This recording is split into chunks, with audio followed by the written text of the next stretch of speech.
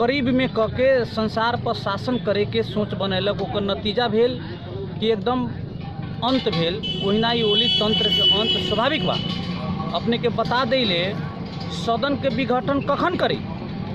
सरकार गठन हो न सके को खंड में, बहुमत प्राप्त हो न सके को खंड में, देश में अराजक या कुनै प्रकार का सहनी न सके कोई स्थिति सिर्जना भएको खंड में निर्वाचित जनसदनलाई विघटन गर्न सकिने व्यवस्था।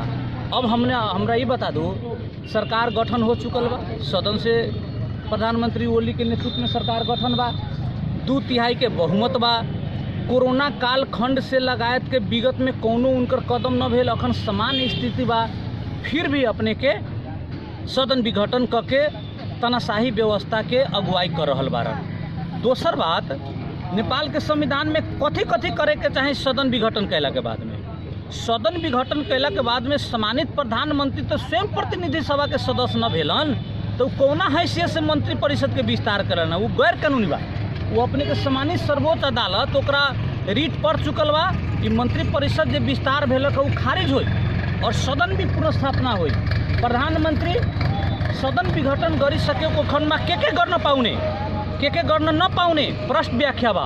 वो अपने के मंत्री परिषद न विस्तार कर सकले, कर्मचारी के उच्च तह के सरुआ बढ़ुआ न कर सकले, बिग लगानी में राष्ट्र स्तर के अंतर्राष्ट्रीय स्तर के निर्णय न कर सकले।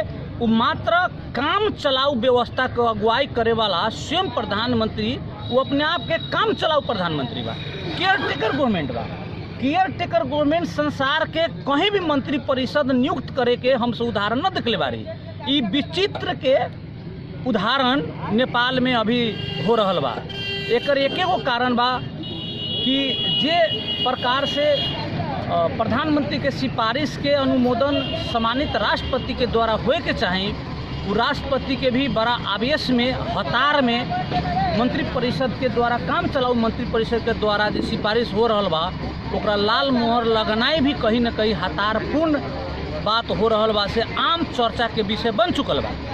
तो हम एक बात कहम, संवैधानिक इजलास में संसद पुनर्स्थापना के बाद जा चुकल बा, मंत्री परिषद विस्तार के सवाल पे रीट पढ़ चुकल बा। हमसे सम्मानित अदालत पर भरोसा बा, विश्वास बा कि सम्मानित अदालत से, सर्वोच्च अदालत से सदन पुनर्स्थापना हुई और वही अदालत से मंत्री परिषद विस्तार वाला भी बात खारिज हुई और सड़क पर संघीय लोकतांत्रिक गणतंत्र के बचावे के खातिर बहुत बड़का भारी अपने के शक्ति और राजनीतिक दल के आम जनता के सैलाब उतर चुकल बा। हमरा न लग रहा बा कि प्रधानमंत्री इस सैलाब के फेंके सकी। राजा ज्ञानेंद्र जब यही प्रकार से लोकतांत्रिक व्यवस्था के अपना कब्जा में कैलक तो उनका भी लागल आसे पासे के भल पे हम सत्ता के बचा लें। हम एगो बात अपने सबके माध्यम से कही, 1 लाख सेना जब राजा ज्ञानेंद्र के सुरक्षित न करे सकलक तो ओली के केना सुरक्षित करे सकी? आई के लोकतंत्र पर विश्वास रखे वाला जनपद प्रहरी, लोकतंत्र पर विश्वास रखे वाला सशस्त्र प्रहरी और लोकतंत्र पर विश्वास रखे वाला नेपाली सेना। हमरा न लाग रहा है कि ई तनाशाही व्यवस्था के ई लोग संरक्षण करतन। ई लोग वर्ल्ड डेमोक्रेट हो चुकल बा, डेमोक्रेटिक वर्ल्ड बा, संसार लोकतांत्रिकरण की ओर जा चुकल बा।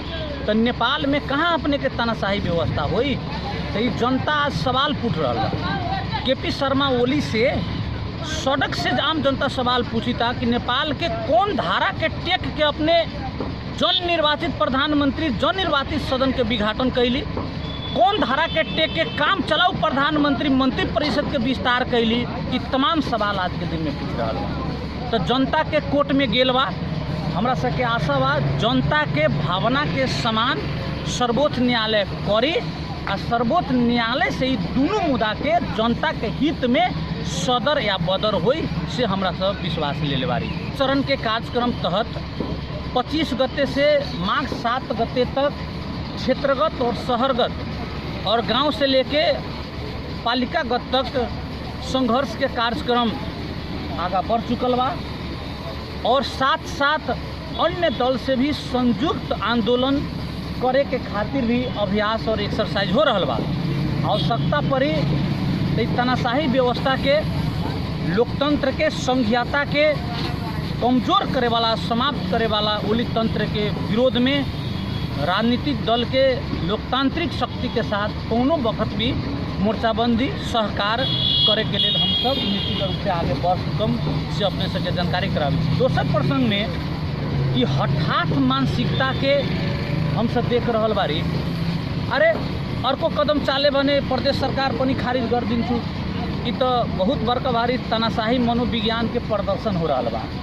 जनता द्वारा निर्वाचित निकाय के जखन मन लागी तखने अपने के हम विघटन कर देम, दोसर स्टेप चाल देम। एक किमार्थ स्वीकार न बा आज के दिन में, अस्वीकार भी न हो।